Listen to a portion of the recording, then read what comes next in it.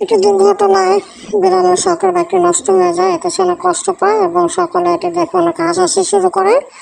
বিড়ালটা অনেক কান্না করতে থাকে এবং অনেক কষ্ট পায়। একসময় সে সিদ্ধান্ত নেয় সে কাজ করবে, অনেক পরিশ্রম করবে এবং পরিশ্রমের মাধ্যমে সে যে টাকা অর্জন করবে সেই টাকা সে জমাবে, জমিয়ে সে তার ইচ্ছা পূরণ করবে। তার কথা অনুযায়ী সে প্রচুর কাজ করতে থাকে, দিন রাত সারাক্ষণ কাজ করে আর টাকা উপার্জন করে।